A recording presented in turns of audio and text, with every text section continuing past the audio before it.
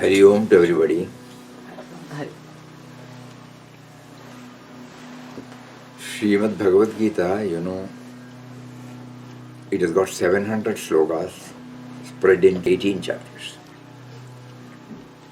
Normally, we all have reverence towards that. Anybody who has heard about the Song Celestial, it's called Song Celestial in Western language. We buy it and we keep it. Because it is humanly impossible to go through the whole thing, to know, remember everything. So nobody is prompted deeply from within to go enter into it. But some of the people who have gone deep into it, they have been able to declare that it is not a shloka to be just learned by heart, but it has got something to do with our daily life. Whatever problems we face in our day-to-day life,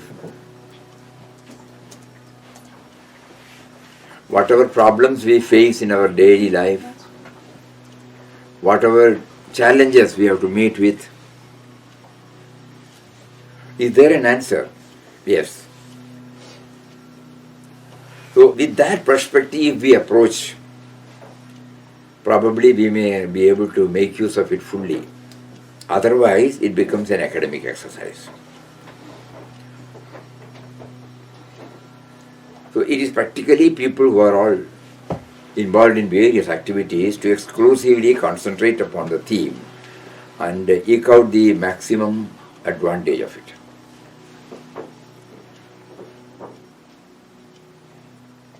All that we can do is, we have a general idea about Bhagavad Gita. Something like, it's an 18-roomed mansion. Each room is not in the same way. Specification is different. Just like we have now. Dimension of the kitchen is different from drawing room, it's different from dining room, from washroom. Similarly, there are about 18 rooms. First, we will just go through the entire room and come back. And then see, while going through the room, we will have some idea. And when we come out, we just pause for a moment and see which one gets internally aligned. Maybe one or two or three.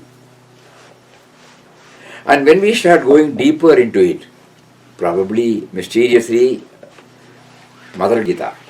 Vinoba Bhava addresses Bhagavad Gita as Mother. Gita I, himself.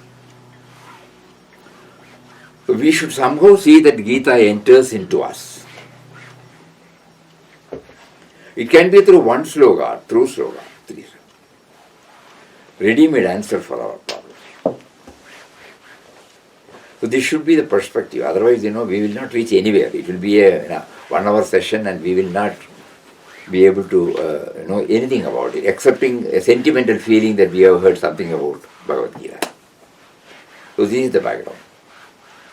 Now let us see what Papa says. Param Pujya beloved Papa Swami Ramdas of Anandashram says, it is there. The Bhagavad Gita is a veritable mosaic of eternal wisdom.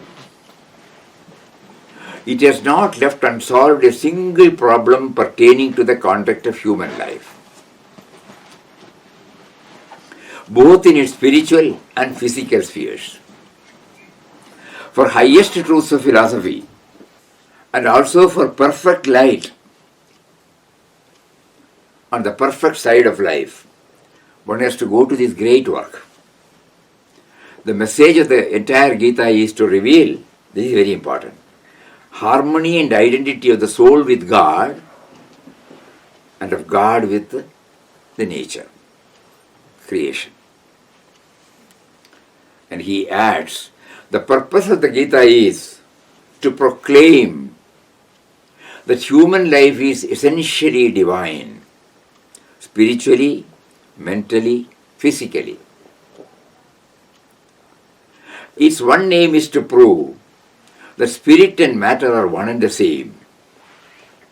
Activity in the world, whatever form it might take, as circumstances and conditions demand, is not a thing to be shunned or renounced. What is needed is to divinize life through the attainment of freedom from the individual sense by the mergence of it into God, who is at once the soul, the universe, the all-transcendent, all-inclusive truth.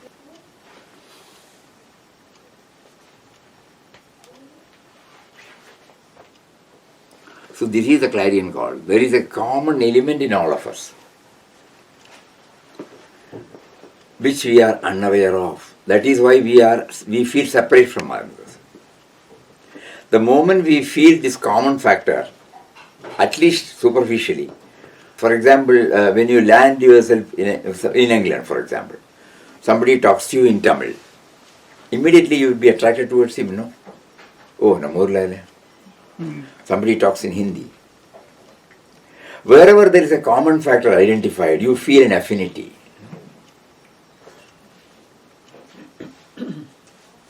So when this common factor in all of us is identified,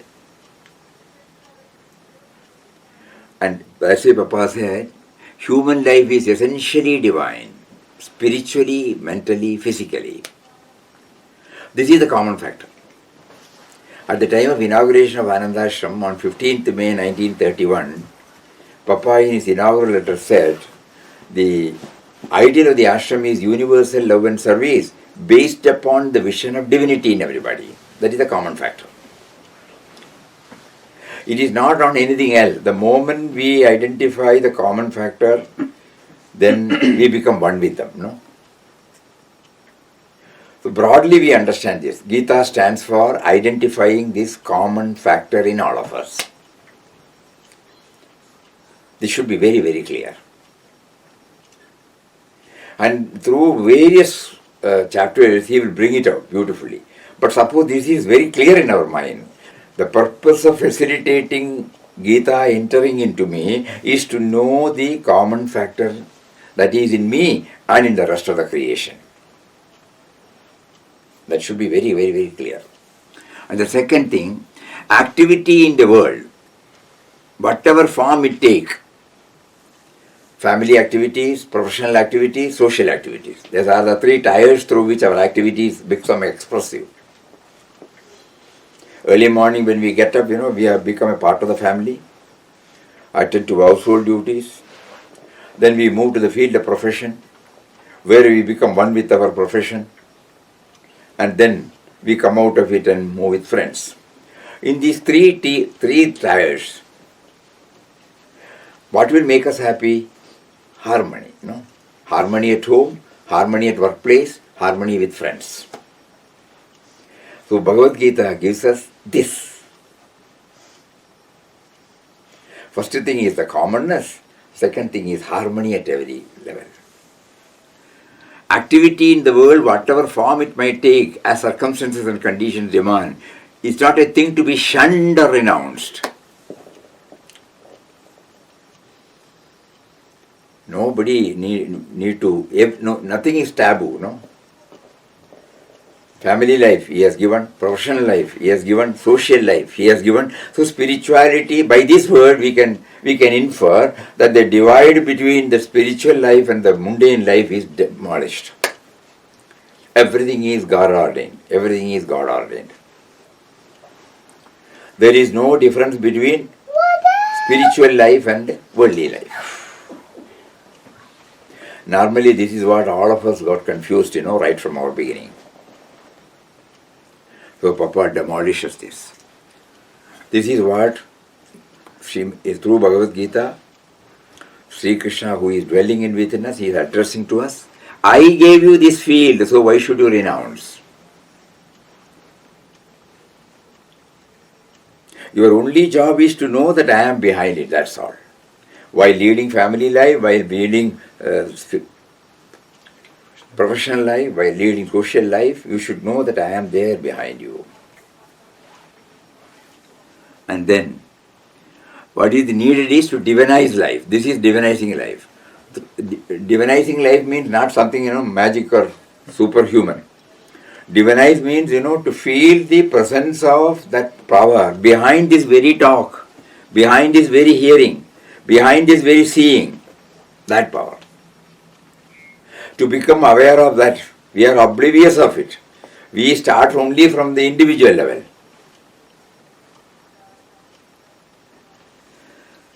So he says, what is needed is to divinize the life through the attainment of freedom from the individual sense, by the emergence of it into God.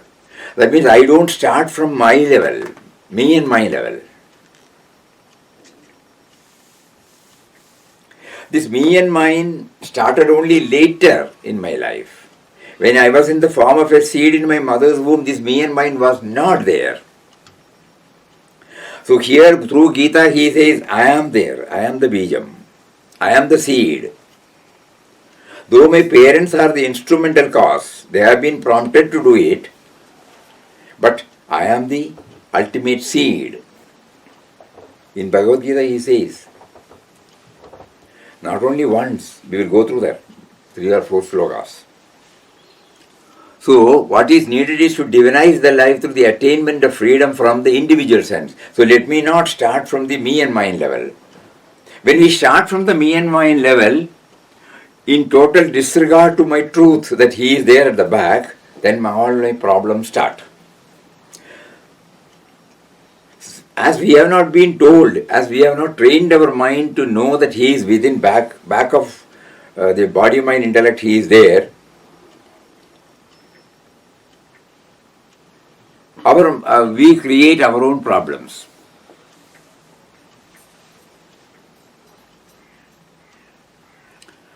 We remember one of the oft-quoted words of Chimyanji Maharaj. Because of this, not only that we create disintegration within ourselves, we distribute disintegration outside also. Because we are not aware, no? Because it starts from me and mine.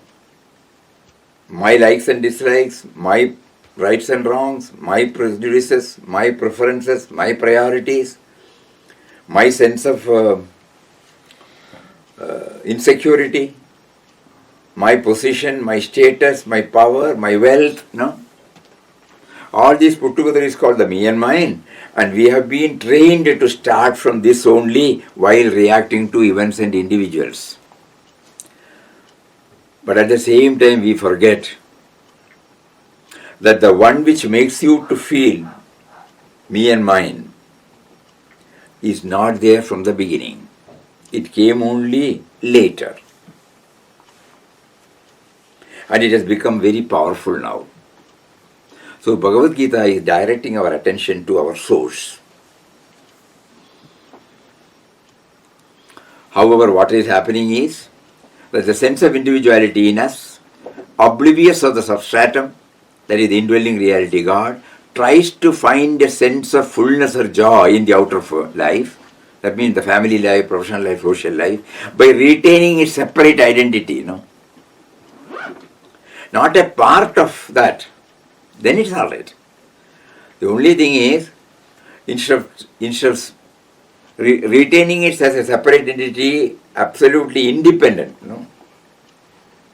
Separate identity is there, God has given us to all of us. But it is a part of that. Just like the rice, comes out in the form of various products. Anything has come out, the basic raw material may come out in the form of various products. We are not viewing idli or dosha as separate from, we view it as separate. But suppose we know it comes from the rice in different forms. The milk can come out in the form of curd, yogurt, buttermilk, ghee, butter. Basic is milk. So similarly, we at the moment start identifying only from the manifested level, but the unmanifest part of it, the basic, the substratum, the support, unknowingly, unwittingly, we have not given it enough importance. We would have heard somewhere but we have not applied our mind. So what is happening now is that the sense of individuality in us, oblivious of its substratum, namely the indwelling reality God, tries to find a sense of fullness or joy in the outer life by retaining its identity, separate identity. Here starts the cobweb of challenges, duties, commitments, anxieties, stress, uncertainties, discomfort, discontentment, and the like. Many a time they lead to frustration, dejection, dispiritedness, depression. That is, somewhere somebody asked, why should I hear? I don't have any of these things. Need not hear. When we are pushed to a corner only, we go to that. No? When we have got disease, we go to the doctor. Spirituality is never in. It says, you should do this. Spirituality allows you to run in our own way. And at a particular time when we feed the need, it comes out and helps us. That is the beauty. Even after giving out more than 600 shlokas, Sri Krishna doesn't say that you should do this. He gives the total freedom to Arjuna. I have told you whatever is to be told. Now it is left to you to think over and then do if you feel like. Yathechasi tatha kuru. That is the beauty of Sanatana Dharma. It doesn't impose, it is not a dictum or a teaching that is imposed on us. It gives us total freedom. So if we are satisfied with the present scheme of things, there is no need now. God is giving you satisfaction through something else. But when it cannot give you that, you approach, it will give you.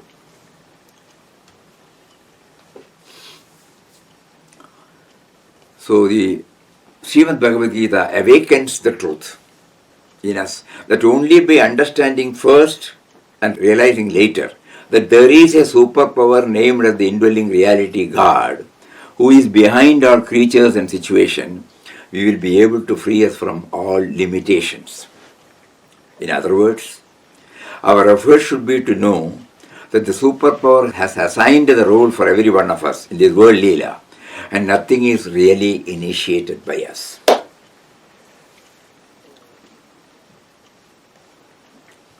This theme is repeatedly brought out by Lord Krishna throughout the Bhagavad Gita. Subservience to a higher power. So that we will not start from the me and mine level.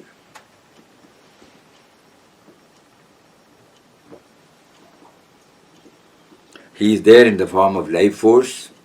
He is there in the form of awareness. He is there in the form of remembrance. He is there in the form of intelligence. He is there in the form of creativity. Like that, the list is on. So that nothing is initiated by us, a very important point. Papa's life, every one of you know. That is why a stage came when he could not utter the word I. Ram was prompting Ramdas, And when he renounced everything, he renounced the previous name, Vittal Rao. And what did he choose? Ramdas.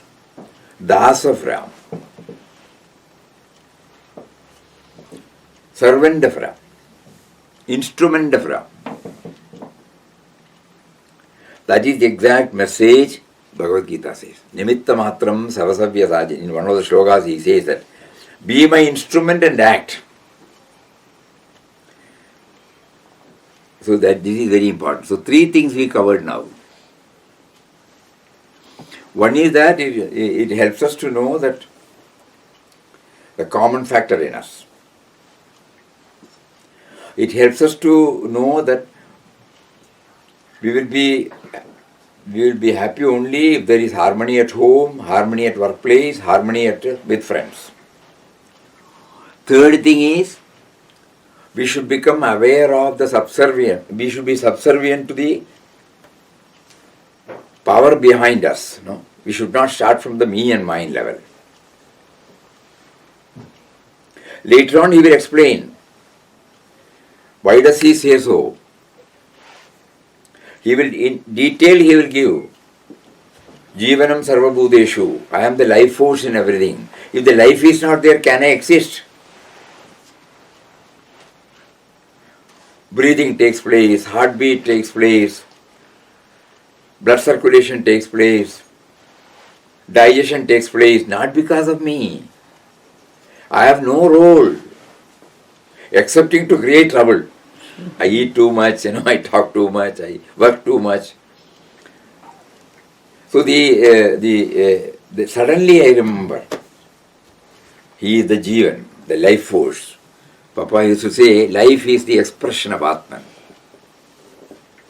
Though seemingly two, they are one.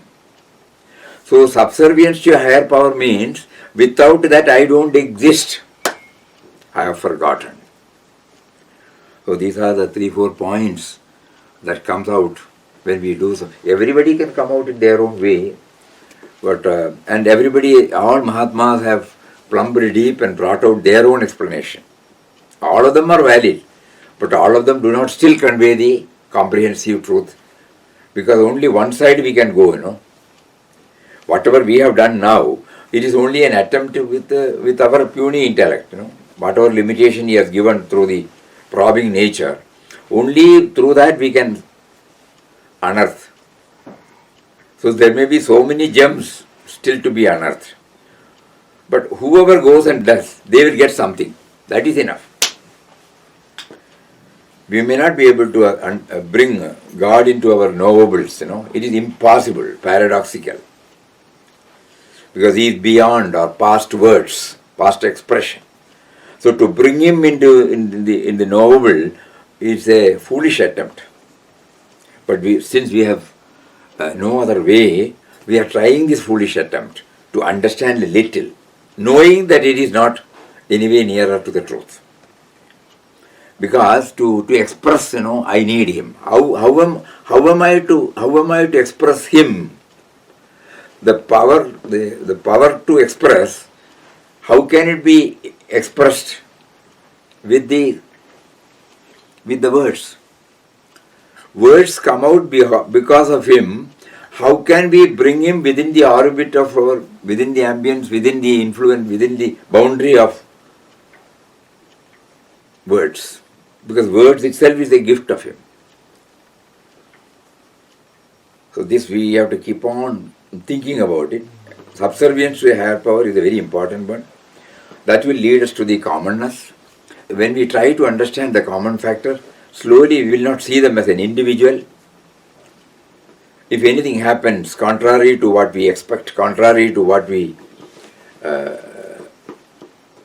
expect them to do, though initially there will be some disturbance, in the shortest possible time we will be able to pull us up and to know God must have some reason behind it. When he makes me to do that, he makes him to do that, or he makes her to do that. So, persons, situations, objects, when we react to any of these three, somewhere in our bottom of our mind, this will slowly develop. This is the tangible gain of study of Bhagavad Gita. To realize the above truth, what is to be done is to integrate the theme contained in Smt Bhagavad Gita with our daily life rather than keeping it as a text outside us. One shloka, if we can integrate with our life, we are game. Otherwise it will be there. Ranganathanji says, you keep it there, every day we do. Yes, I have got Bhagavad Gita, that's all. Separate from us. So one of the first steps could be to feel the whole scene of Kurukshetra battlefield and the characters play there are in the minds of every one of us. First to facilitate Mother Gita to enter into me could be, This is how he gave us this thought. There could be so many other ways. That I am not trying to understand that which is outside me.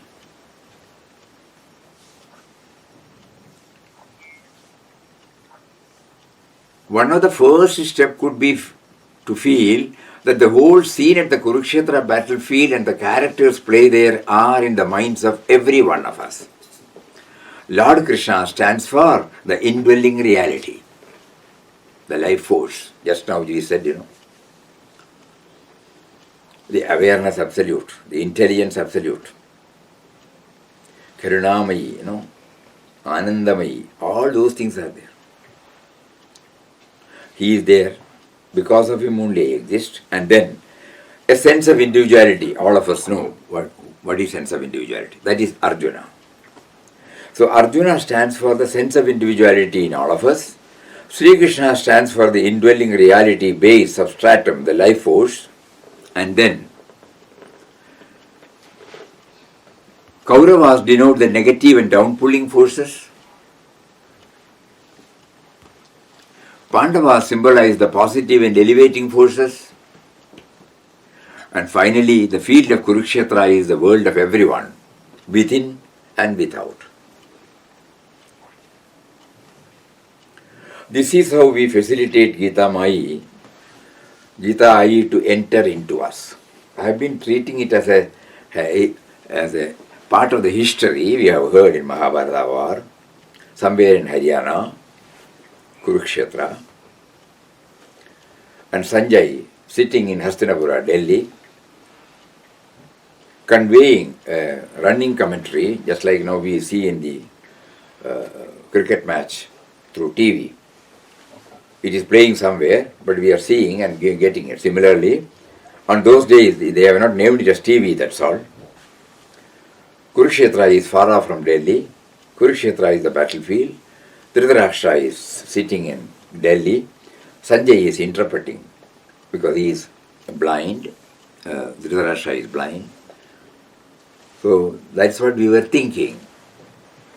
That is why it was not entering into us. But now the whole thing is different. The sense of individuality, Arjuna is there. Lord Krishna, who is the life force in us.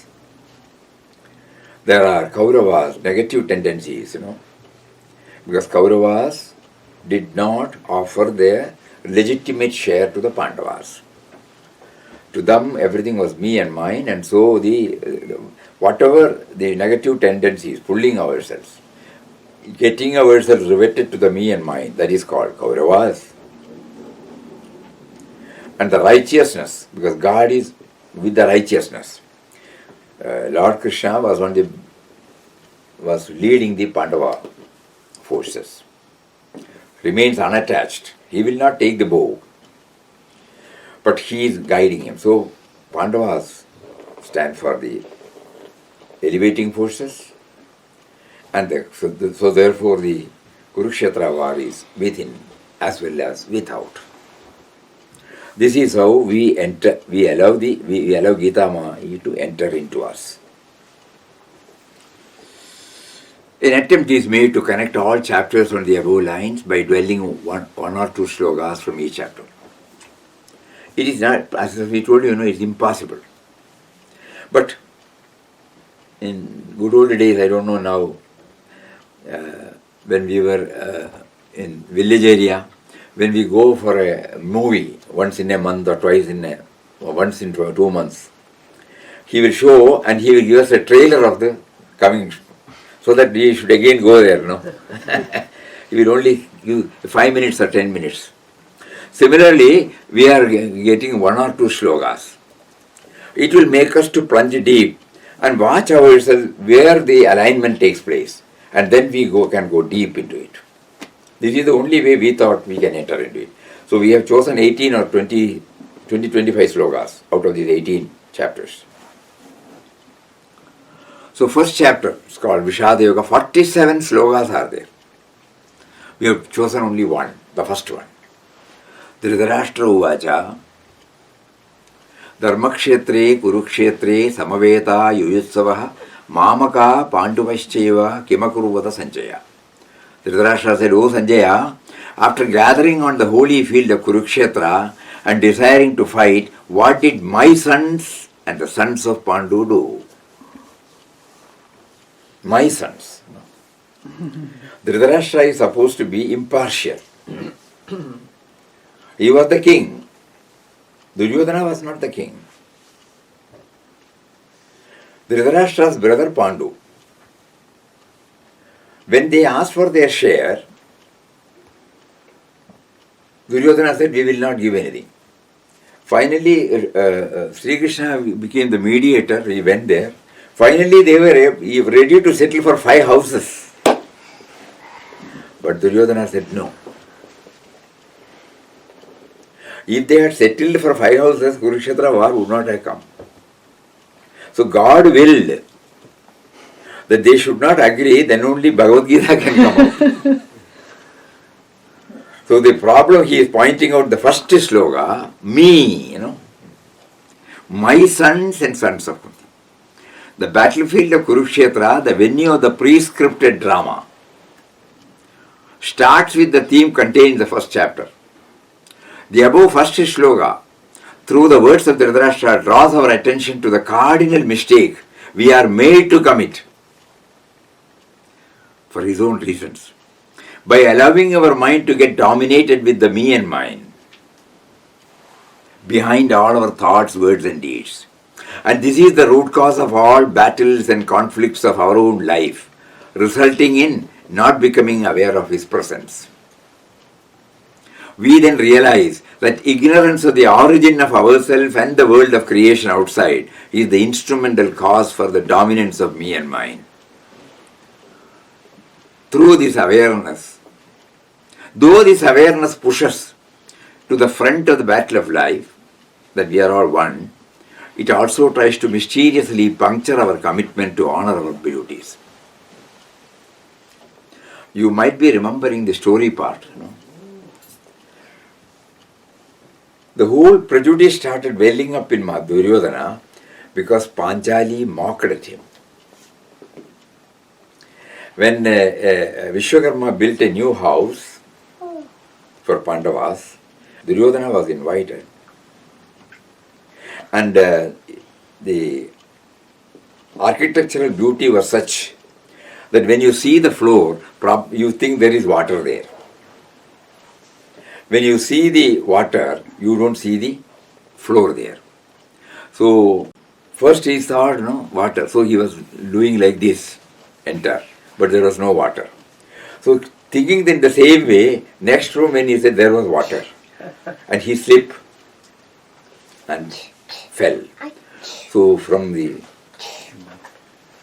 upstairs, Panchali was seeing and she mocked at him.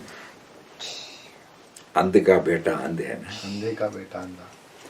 Blind man's son is also blind. This touched him. First lesson, When something goes from the me and mind, prejudice to mind, how it can bring out the cause for enmity, battle.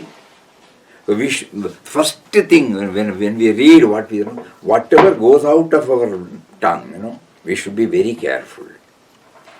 Because we cannot take it back. The me and mind, the me and mind, the me and mind. If it is universal, our words will be stamped with love. If the commonness is there, if the me and mine is not there, it will not harm anybody. So the me and mine can be known through so many things. We try to go back.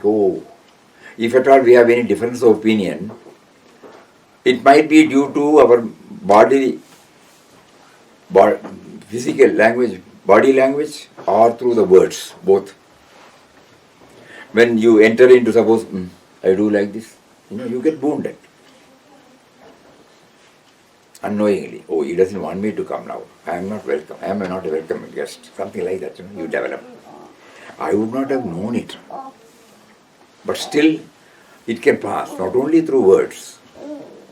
It can also come in the form of her body language. Mocking at her, like this. Somebody falls. Immediately we rush up and try to save him, That is the body language. So this is a very important point. The first chapter reminds us of the me and mine, what are limitations. So at these three levels, we should know harmony at home, harmony at workplace, harmony with friends. It can be ensured only by having this self-control, about which he will come later. So first chapter we got first shloka. There are so many. We have just picked up one sample. In good old days when we were cooking with the firewood, we were all cooking with firewood only. So we don't know whether the boiling has reached its point. So we used to take 1 or 2 grains from the vessel and do like this to know whether, not that everything has to be tested, 1 or 2 grains. And when we know yes, then we try to drain the water from it and then keep. Similarly, we have taken 1 or 2 from the Bhagavad Gita, 47 shlokas. Only 1 now. But now it will take us to further. And we then move to the second chapter. There are 72 shlokas. So we have picked up 2. Even if we have to stop with this today, it is worth it. Because those 2 are sufficient. Yogastha kuru karmani sangam tyaktva dhananjaya siddhya siddhyo samo bhutva samatvam yogam uchyate. Being steadfast in yoga, O Arjuna, perform action, abandoning attachment, remaining unconcerned as regards success and failure, this evenness of mind is known as yoga. Whether we are dealing with provocative moments, adverse circumstances, challenges.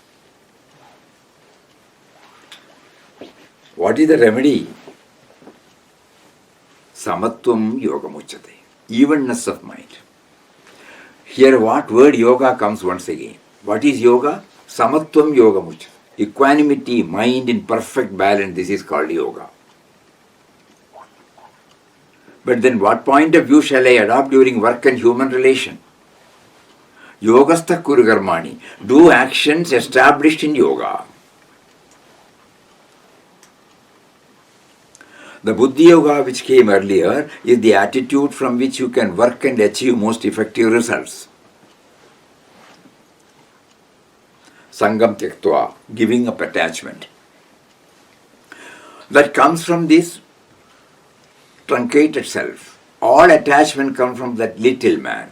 That attachment has to go. How does it go? When you deny this little I, the large I begin to manifest in us. Swami Ramdas used to bring it out in his commentaries on Vivek Chudamani. There are 2 I's in us. I.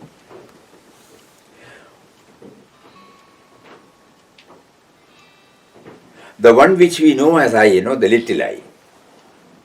And the other eye is the witness of that eye.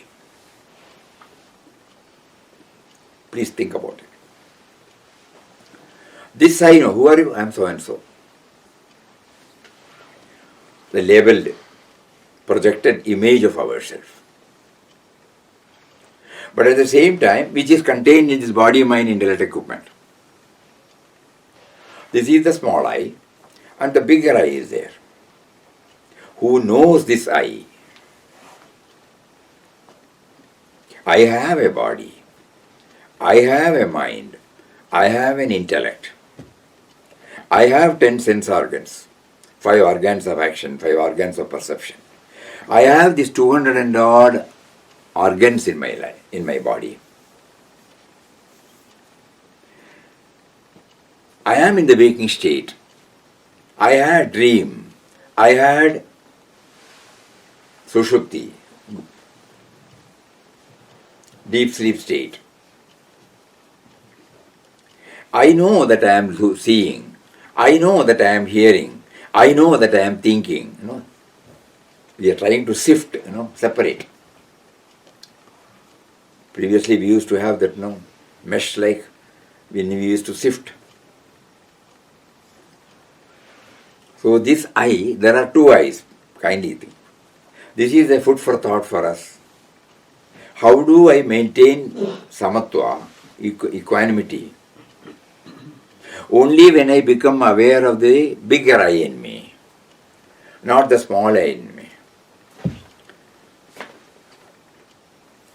So he says, that attachment has to go. But when you deny this little I, the large I begins to manifest. In Sri Ramakrishna's words, when the unripe I goes, the ripe I manifests.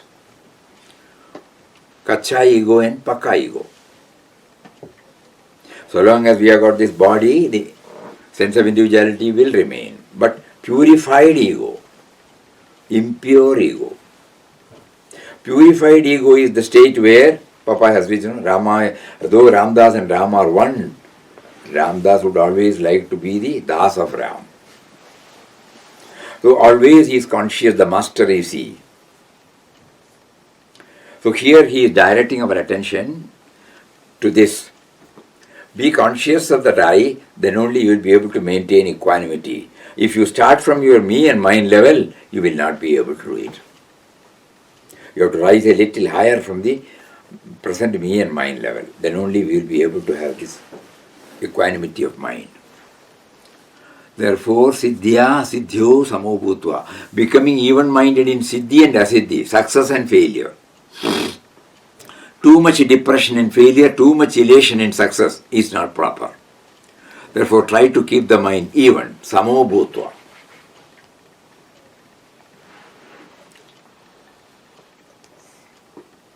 Everything comes from, all values come from that.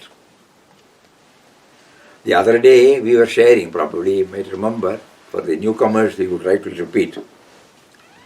In Kanyangar, near Anandashram, in the town, there is a lottery tickets. Now it is initiated by so many state governments. So he is the dealer, authorized dealer of lottery. So he has got a set of fixed customers. They will telephone and say, put 5 Kerala there, 5 Tamil Nadu there, something like that. So he will immediately take a cover, put their name and put this and keep it there. They will come later, give the money and take the cover. It has been going on. Trusted friendship. So one day, one of his customers, this person's name is Sudhagaran.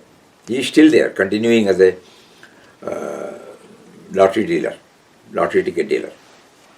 So he gets a telephone from his friend Ashokan and says, put this particular government ticket, lottery ticket, 5. And he put it there in a cover, wrote his name. Over the next 2-3 days, Ashokan could not come and collect the ticket. In the meantime, the results were out. One of the ticket which was put in the cover named Ashokan, it got 1 crore rupee. Oh, wow.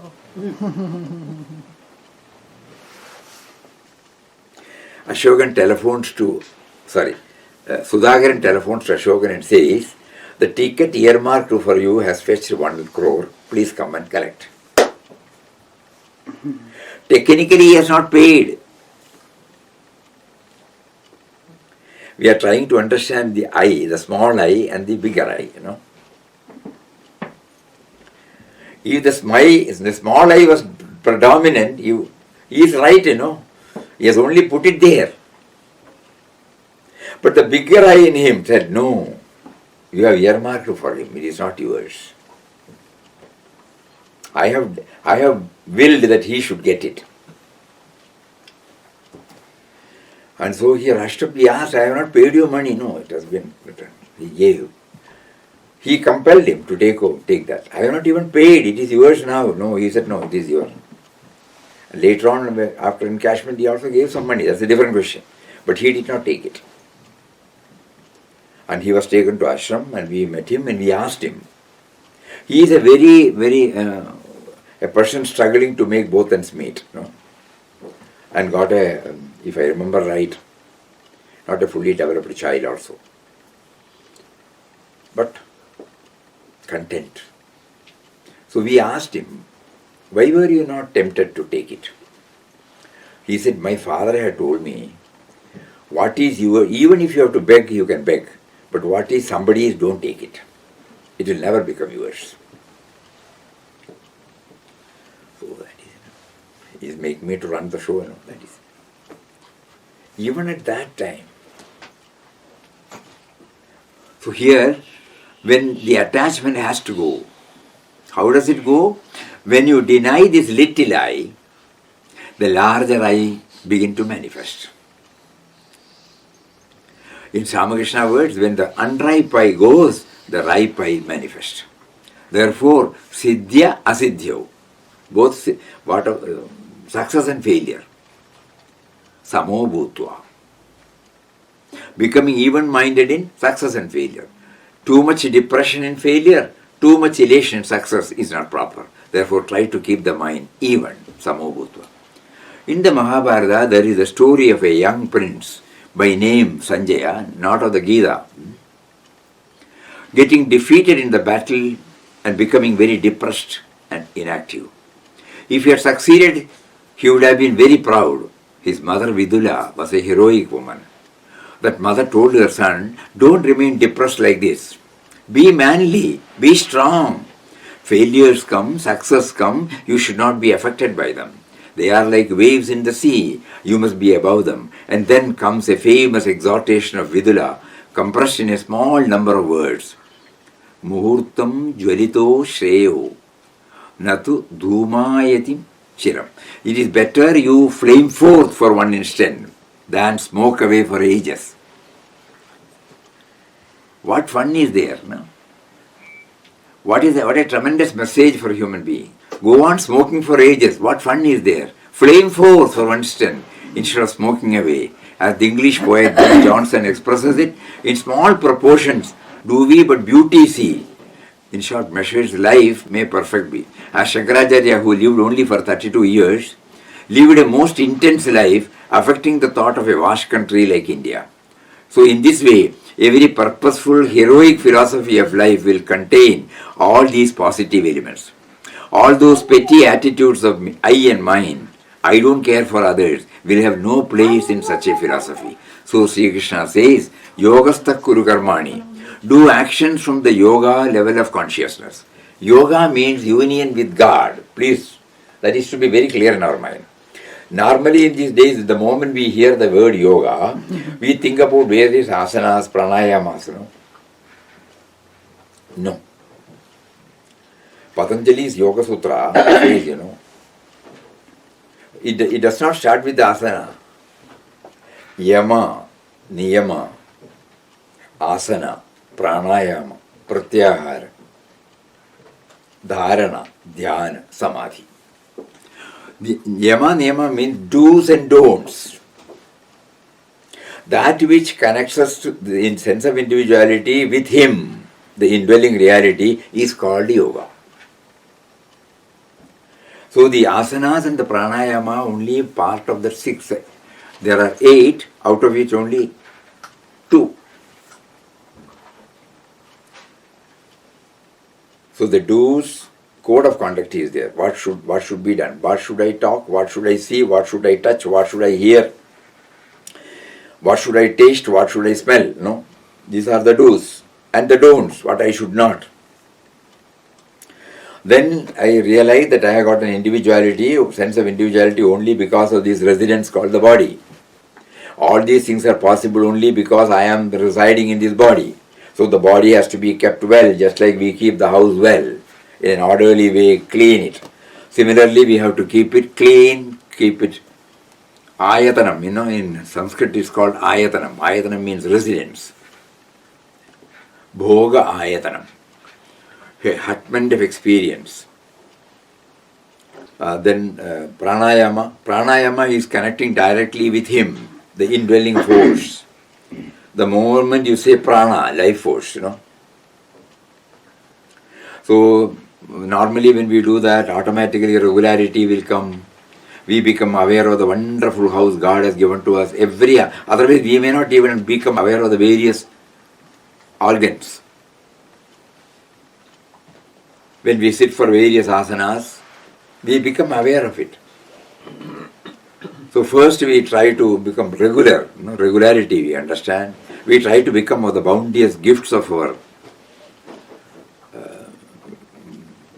body by him, mind intellect. And then we become aware of the basic force, prana, through pranayama. And then later on slowly comes and ultimately it reaches samadhi. Pratyahara means withdrawing ourselves, otherwise we may not be able to concentrate. During this 1 hour yoga period, you are withdrawing yourself, you are training your mind to withdraw from the various fields of activities, concentrating on one, pooling your entire faculty on particular aspect. So pranayama, pratyahara. Like that, there are about 8. So yoga means connecting ourselves with God. That we should know. So the yoga, so he says, I and mine, I don't care, have no place in such philosophy. So Sri Krishna says, Yogastha Kuru Karmani. The actions from the yoga level of consciousness. This is a big subject and it constitutes a complete and comprehensive philosophy of life. In the West today, this is very, very attractive theme. How to raise our conscious levels. After all actions come from a particular level of consciousness. If it comes from another level, the action will also be different in effect. Just like we saw Sudhakaran reacting to the events and individuals. It is different. If it is viewing from Sudhakaran's angle, individual level, he would have immediately grabbed the ticket. Nobody will know,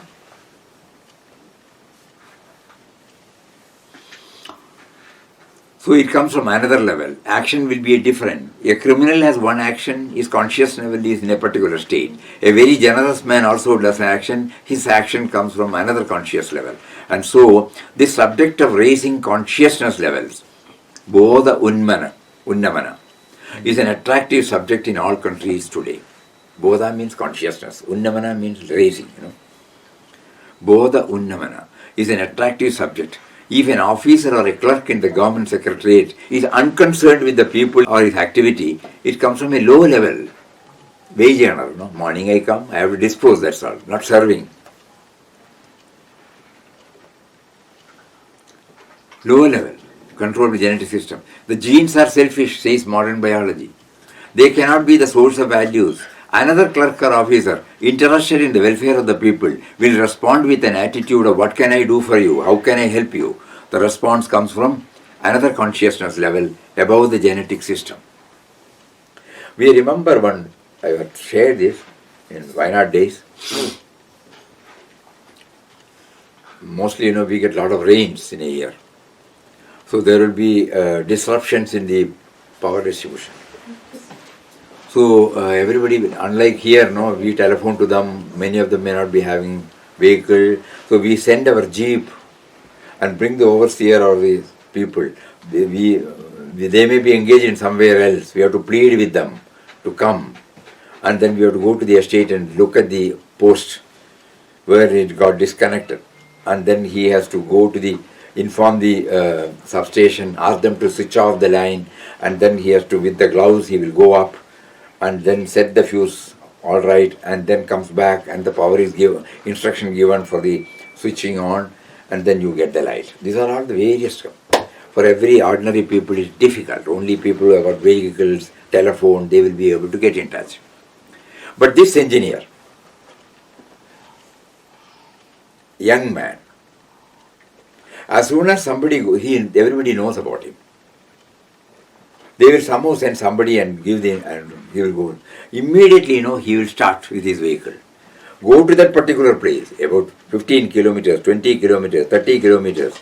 And then we will go to rural areas, remote areas. He himself will climb, set it all right and come back. Not a single paisa he will take. He will not say anything about God, anything about seva, anything about this love, anything about compassion, anything about duty. But he personifies. Even after 50, 60 years, we are still remembering him in our heart. Like me, so many people will be remembering him in his heart. So that's what here, these are the words of Swami Ranganathananji. He says that conscious level from which positive action, positive good to the society. Another clerk or officer interested in the welfare of the people will respond with an attitude of what can I do for you, how can I help you. This response comes from another consciousness level, above the genetic system. Immediately, he rises above from the small I. That is called above the genetic system. That consciousness level from which positive actions come, positive good to society comes. That is called the yoga level. Or from the yoga buddhi level. So yogastha kuru karmani, do work from that vantage ground of yoga. Then comes one of the two definitions of yoga, samatvam yoga muchyate. Yoga is equanimity, balance. Every experience throws the mind into a wave, small wave or big wave. You have the power to control that wave formation. If you exercise that power, you are a free person. You are really using your higher cerebral system. If you don't, you become like a creature of circumstances. Somebody says you weep, you weep. Somebody says you smile, you smile. You have no freedom. That should not. I shall smile when I want to, not because somebody dictates me or nature dictates me. That is called freedom. The whole of the Gita teaching is based upon the truth of human freedom.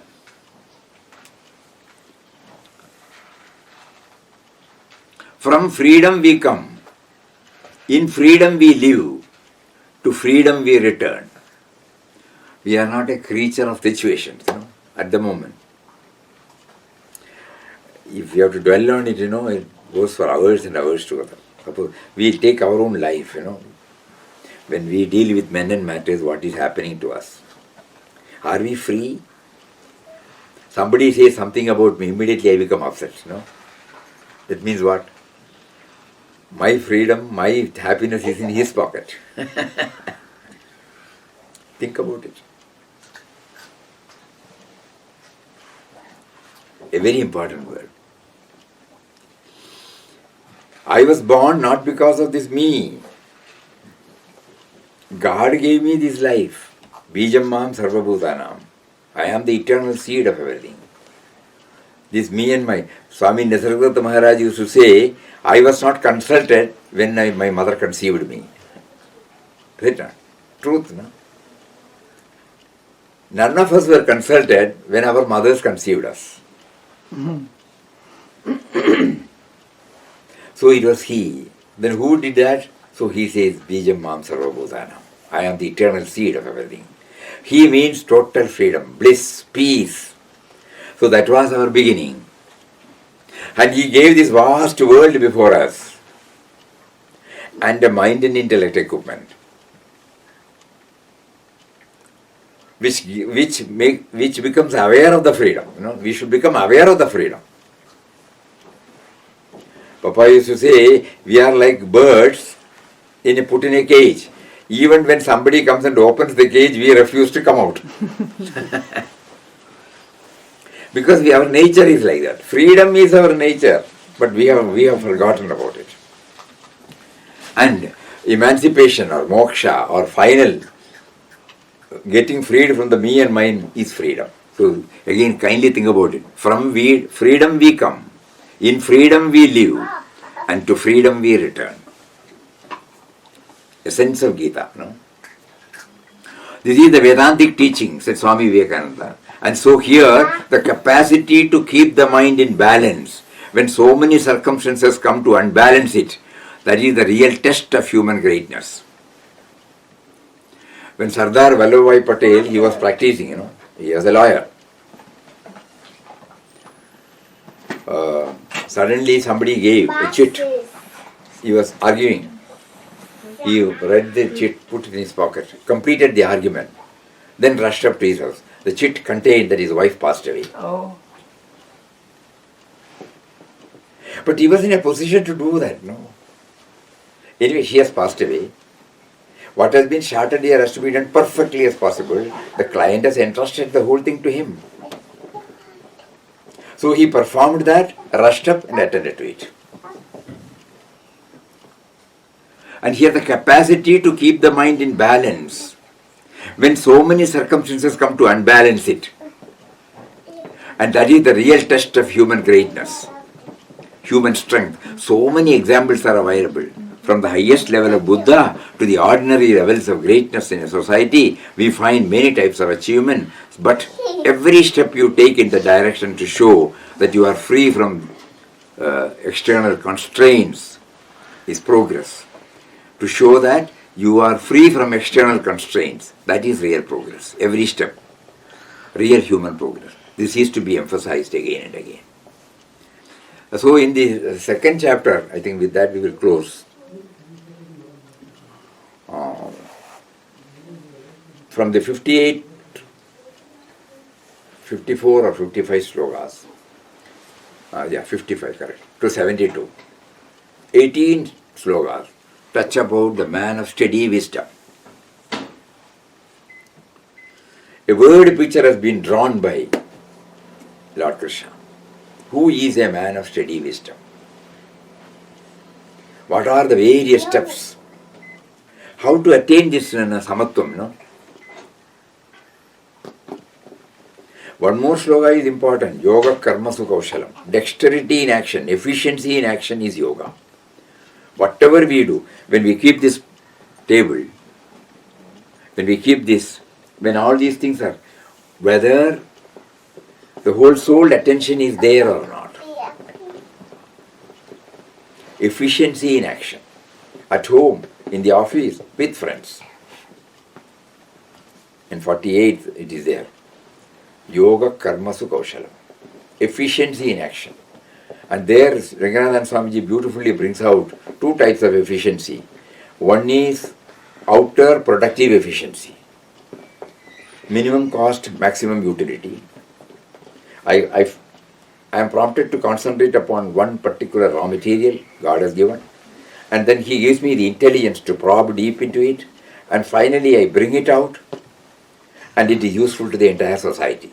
When there is no specs, when there is no dress, when there is no building, when there is no furniture, somebody does it. That is why we are all enjoying now. Anything that we enjoy has come out from such intelligence and the dedication of a particular person whom we don't know. Who has authored behind everything, we don't know that. Anything that we use, whether it is a sweater, whether it is a chappal, whether it is a socks, whether it is a shoe, whether it is an automobile, whether it is a commode, whether it is idli, sambar, chapati, somebody has thought about it. So that is productive efficiency. And the second one is, in the same efficiency, character efficiency. In this productive efficiency, if it is devoid of character efficiency, it again, inflates our ego. I have done this, I want to get the maximum benefit. So simultaneously we have been asked to develop these two types of efficiency. Inner productive efficiency, inner character efficiency and outer productive efficiency. God has given me this wonderful opportunity to serve His creation through me. I am bringing it. Enna peru avarku? The website andare. Lee. Turns, Lee Burns. Lee Burns, who brought this website, web. When he brought it out, originally he was asked by a company to work up HTTP. So when he gave it to the society, somebody asked, what is your patent? What is it called? Copyright. Copyright. He did not accept it. He said, this is how I can serve. I can pay back. So there is two types of efficiency which we have to think about. God gave me this life. God gave me this human body, mind, intellect complex. God gave me the field. God gave me the intelligence. I did not create the field in which all the raw materials are there.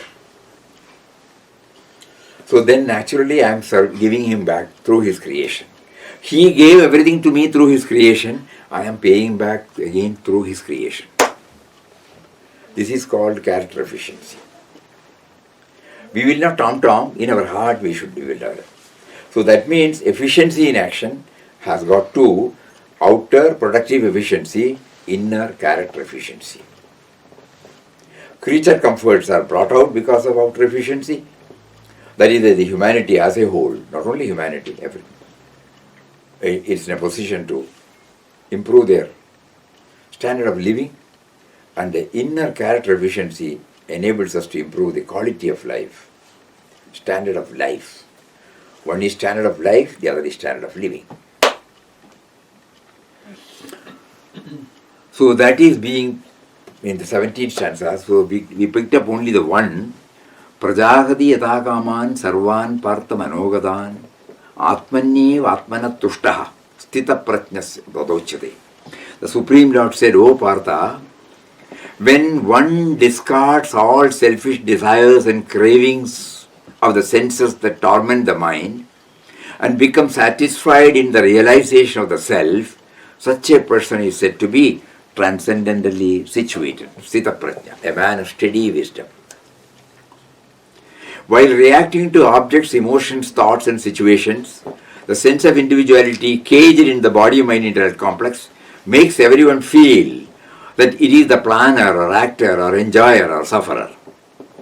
Sri Krishna first touches upon the transient nature of this equipment and simultaneously points out the immortal nature of the core of our being, God, who is in all equally.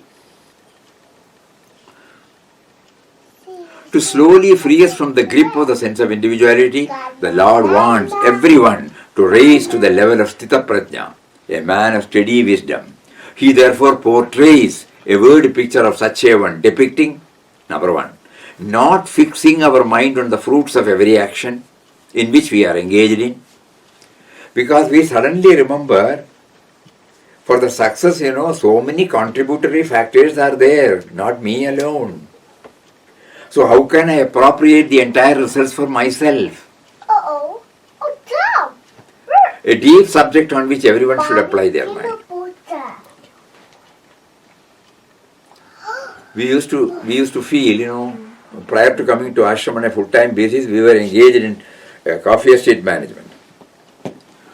So in the scientific management, we have done a lot of research on this, and then we try to improve the productivity.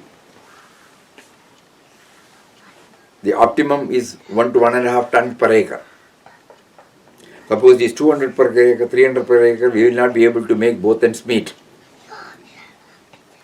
Suppose we hit the target of 1 ton per acre, and suppose somebody comes and says how much I could. I should not say that, because I know very well that not because of me. There are so many workers are involved. The climate has to, the bud has to come by November, December. And by February, March, we should get sufficient rain for the buds to open in, and blossoming should take place. And on that blossoming day, there should not be any rain. It should be left untouched, undisturbed, because in 2 hours, it brings out beautiful, very, very, very attractive fragrance. That will bring the bees, and the bees do the pollination, and in 2 hours the pollination takes place. It should be left undisturbed. And then, for the whole of the year, we have to have various cultural operations to improve the health of the plant by giving various inputs like fertilizers and manures. So many. Shade regulation should be there. Desuckering should be there. So many things. Throughout the year you have to work. So all these things have contributed finally to give us 1 ton per acre. So if I arrogate that I have been able to make, it is foolishness. We know that. So many contributory factors. For an outsider, a person who is disconnected with the cultivation of coffee, to him we say, oh, he's a wonderful planter, productive planter, efficient planter. He will not say that. If you really have, so many things have contributed. And that is why we could learn. So that is why he says, not fixing our mind on the fruits of every action in which we are caged in. Number 2, ensuring dexterity in all our actions, efficiency, perfection, excellence in all our actions, exercising self-control, then maintaining the samatva attitude, then contemplating upon the indwelling and all-pervading reality, and finally accepting that whatever happens is happening only by his will and the like. There are so many, through so many stanzas, he is bringing out these one by one. So out of 72 we have picked up only 2. Out of 42 we have picked up only 1 in the first and second chapter. So for enabling us to have a comprehensive picture, we will present it before you a chart. And rest of the thing we have to do it by ourselves. So I think we will go through that. It will be a shorter one. Number 1, 47 shlokas, Arjuna Vishadayo, delusion born out of me and mine. Key points. Then Sankhya Yoga, immortality and indivisibility of the self, perishability of the body, act while not expecting the fruit, self-control, equanimity of the mind, efficiency in action. Then comes third chapter, Karma Yoga, act with dispassion, act with freedom from attachment and aversion.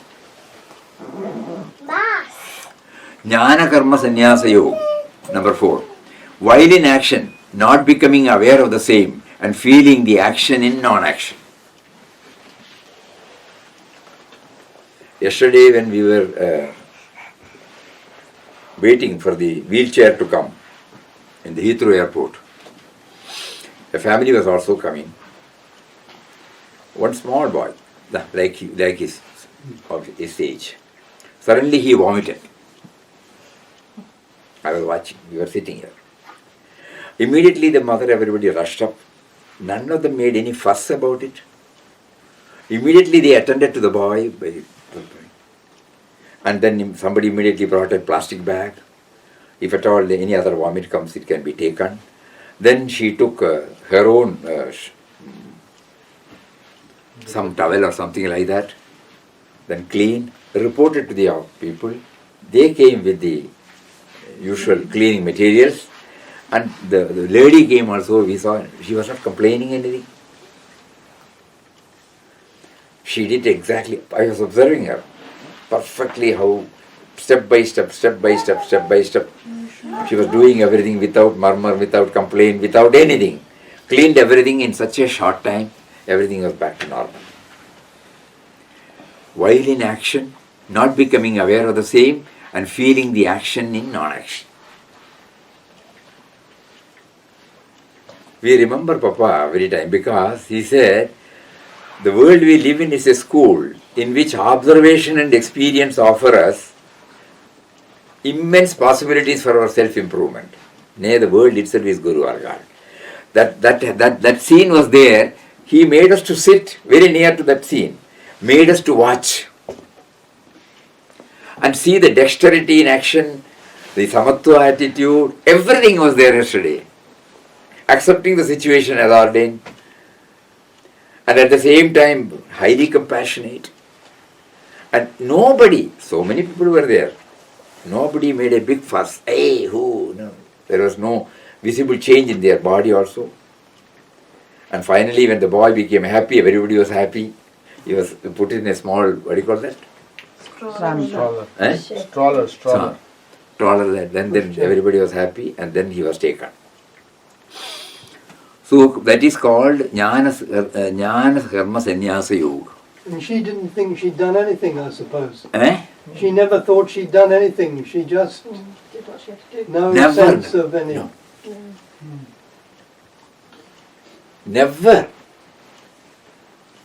Never expected even a thanks.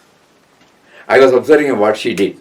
First she came with the whatever articles, kept it there, put a board, slippery this thing, don't go there. And then she started unrolling the, what do you call this? Tissue paper. So many, why she is doing? I was watching. It went and spread in all places where it is wet. And it absorbed the whole thing. Then she took out that mop. And the mop, and with a attached, what do you call that? A container was there. With that, she did not use her hand at all. With that, she immediately made a protection out of the stick and then did this and took it inside. Again, she put one more, two more. Then she took some liquid, disinfection. That sprayed. Again, and everything was over in 5 minutes or 5-6 minutes. And then normalcy was there. She took everything, went back as silently as she came. Maybe he vomited often. Maybe he practiced. But that act was really, what was displayed before us was a food for thought for us. Hey, you are reading in Bhagavad Gita. This is Bhagavad Gita in action. 4th chapter, Jnana, big words. But this is translated into a simple act without making any murmur. All that what we need is contained in that particular small act. Then second one is karma sannyasa yoga. Feel detached from action while actions are going on. Same way. Atma samyam yoga. Moderation, one-pointedness, evenness of mind. Moderation in eating, moderation in talking, moderation in working. Everywhere there is moderation. In sleeping. This is must. Lord Krishna says, self-control means moderation. Yuktahara viharasya. He says that. And then one-pointed devotion. Whatever we do. I was observing her. One-pointed, no distraction. Whole-souled. And evenness of mind. Then, Jnana Vijnana Yoga, 7th. Origin of all multivarious creation, para and apara. Source is one and the same. We all owe our origin to that. Then why we are different? This question may come. That is beautifully answered.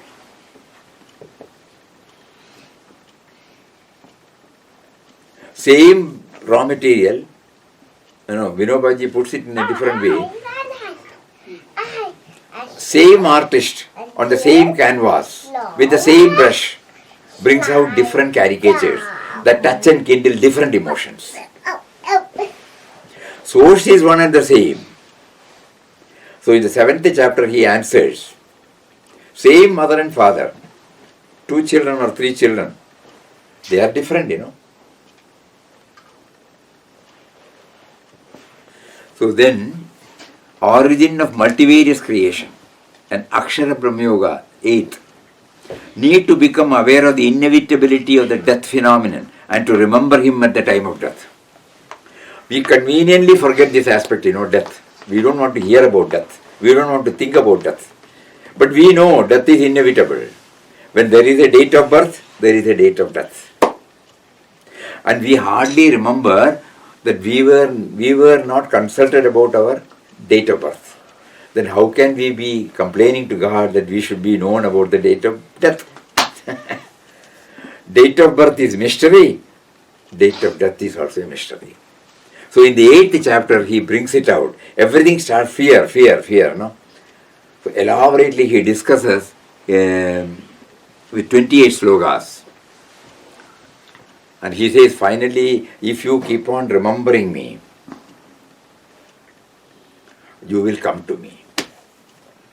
When you know the source, that I am there, behind your body, mind, intellect, the I-ness, and when you remember me at the time, you have been given an assignment that is over, so you are coming back to me. Just like in the drama, what do you call that? Green room. From where the director asks us to put a particular mask and then come out and act. And when the time is up, Papa used to quote Shakespeare's words. When your time is up, the stage manager calls you and you will not think twice. You will not say hello to anybody, goodbye to anybody. You will not say, I have some more work to do, some more commitments I have to do. Immediately you get up and go back to the green room. That has been beautifully brought out in this 8th chapter. And then 34, Rajavidya Rajaguhyam.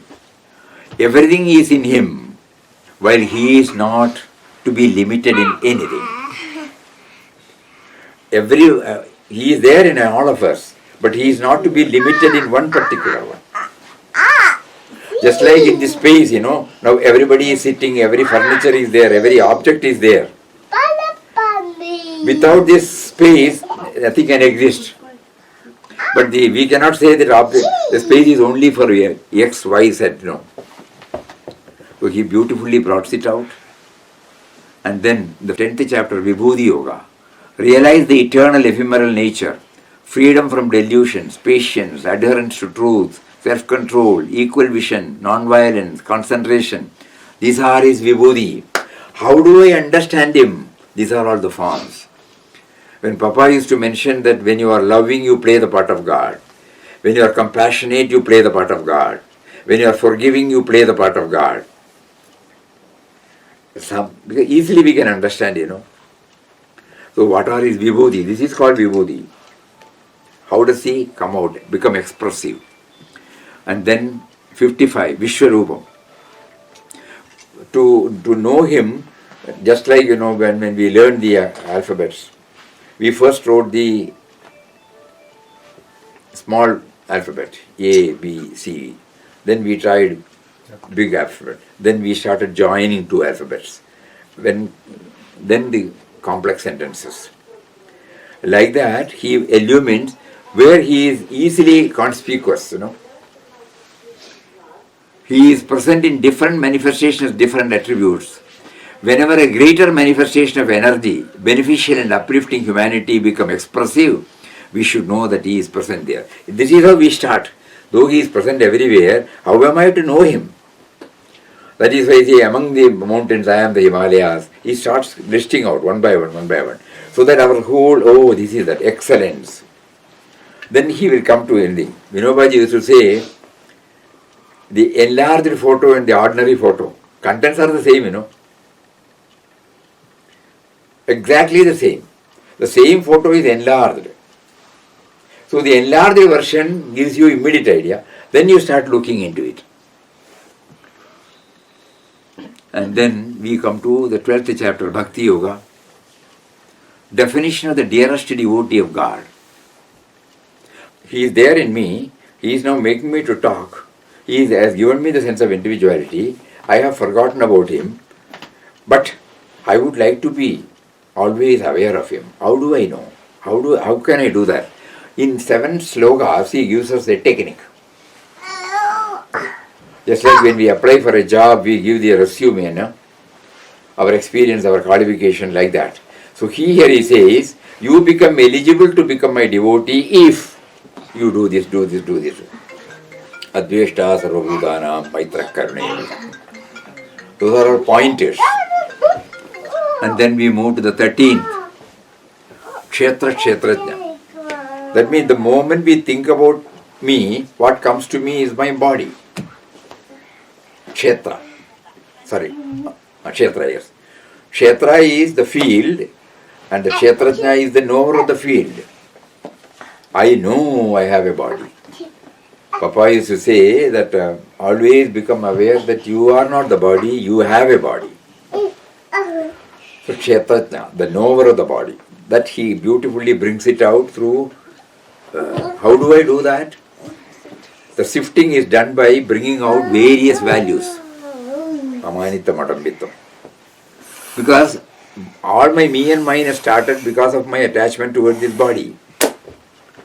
So first he makes us to detach ourselves from the body.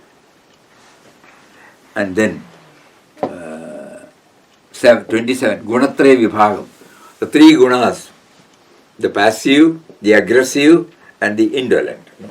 These are there in all of us, inherent in all of us.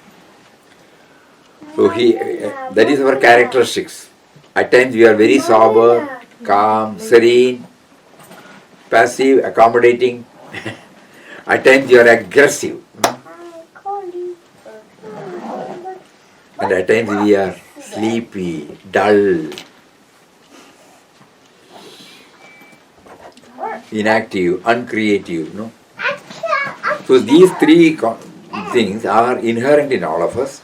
A knowledge of it will make us to know how to move from the tamasic to the rajasic to the sattvic, and then to transcend all these 3. Beautifully brought out.